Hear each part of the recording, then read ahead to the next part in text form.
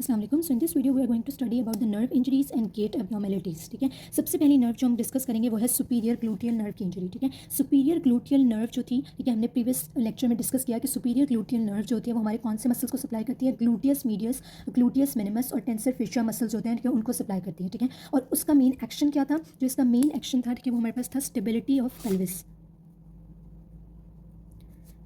which means that the superior gluteal nerve was mainly responsible for stability of pelvis। ठीक है, तो अगर इस सुपीरियर ग्लूटियल नर्व का डैमेज हो जाता है तो क्या होगा हमारे पास, loss of abduction of the limb, impairment of the gait, patient can not keep pelvis level when standing on one leg, sign is Trendelenburg gait. ठीक है, तो सुपीरियर ग्लूटियल नर्व का जब डैमेज होता है ना तो क्या होता है कि स्टेबिलिटी ऑफ पेल्विस जो है वो लॉस हो जाता है। ठीक है, जिस साइड की हमारे पास नर्व डैमेज होती है, अगर हमारे पास राइट साइड की सुपीरियर ग्लूटियल नर्व का डैमेज हुआ है, ठीक है, तो हमारी जो लेफ्ट साइड का पेल्विस होगा वो सिंक डाउन हो जाएगा, उसकी स्टेबिलिटी इफेक्ट हो जाएगी। ठीक है, तो ये ऑपोजिट एक्शन होते हैं। ठीक है, right superior gluteal nerve damage होगी तो लेफ्ट साइड का जो हमारा पेल्विस होगा इट विल सिंक डाउन। ठीक है, लेफ्ट साइड के पेल्विस की एब्नॉर्मलिटी होगी, यानी कि जब पेशेंट, नॉर्मली क्या होता है कि हमारी जो सुपीरियर ग्लूटियल नर्व होती है वो पेल्विस को स्टेबलाइज करती है। किस तरह कि अगर हम एक पाँव उठा भी लें तो दूसरी साइड का पेल्विस जो हमारा वो स्टेबलाइज रहता है due to the action of the opposite muscle.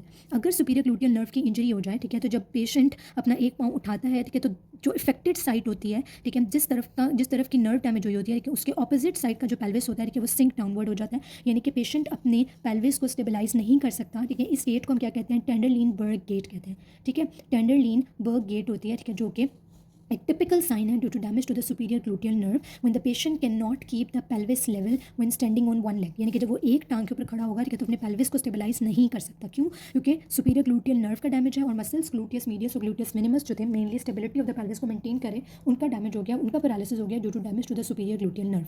ठीक है, उसके अलावा क्या होता है कि जो आपकी एबडक्शन ऑफ द लिम्ब हो रही होती है वो ड्यू टू दीज मसल्स हो रही होती है, ग्लूटियस मीडियस, ग्लूटियस मिनिमस और टेंसर फेशियल होता है, जिसकी वजह से loss of abduction of the limb जो है वो हमारे पास हो जाएगी। ठीक है, नेक्स्ट जो नर्व है हमारी वो है inferior gluteal nerve. Inferior gluteal nerve जो थी वो मेनली सप्लाई किसको करी थी, ग्लूटियस मैक्सिमस मसल को, और इसका मेन एक्शन क्या था, हिप की एक्सटेंशन कराते हैं।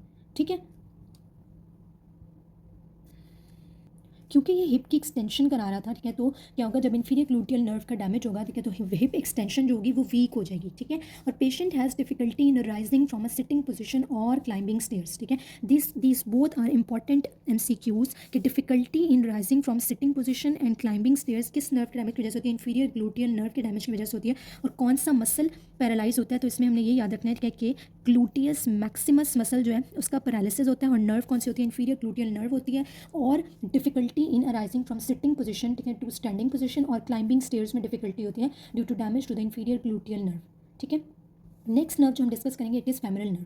फेमरल नर्व जो थी, अगर हम रिकॉल करें तो ये anterior compartment of the thigh को सप्लाई करी थी। ठीक है, और क्योंकि ये anterior compartment of the thigh को सप्लाई करी थी, कि जिसके मसल्स का मेन एक्शन क्या था कि वो नी को एक्सटेंड कराते हैं, अगर फेमरल नर्व का डैमेज हो जाएगा तो loss of extension of the knee हो जाएगी। ठीक है, नी की एक्सटेंशन नहीं होगी। ठीक है, जब नी की एक्सटेंशन नहीं होगी और weak flexion of the hip हो जाएगी, ठीक है, तो ये दोनों चीज़ें इसकी वजह से हो जाएंगी, फेमरल नर्व के डैमेज की वजह से। और सेंसरी लॉस कहाँ पर होगा, sensory loss occurs on the anterior thigh, medial leg and foot. तो जो फेमरल नर्व होती है उसकी क्यूटेनियस इनर्वेशन कहाँ कहाँ जा रही थी, ठीक है, सेंसरी इनर्वेशन कहाँ जाती है, वो सेंसरी लॉस हो जाएगा ऑन द एंटीरियर थाई पे, medial part of the leg के ऊपर, और नीचे फुट के ऊपर जो है, medial side of the foot के ऊपर जो है, वो फेमरल नर्व के डैमेज की वजह से सेंसरी लॉस जो है वो हमारे पास प्रेजेंट होता है। ठीक है, तो फेमरल नर्व की अगर डैमेज होगा तो एक्सटेंशन ऑफ द नी जो है वो लॉस हो जाएगी, हिप फ्लेक्शन वीक हो जाएगी, और सेंसरी लॉस कहाँ पर होगा, anterior thigh, medial leg and foot के ऊपर। ठीक है, that's all for today. Next nerves हम नेक्स्ट वीडियो में डिस्कस करेंगे। Thank you very much.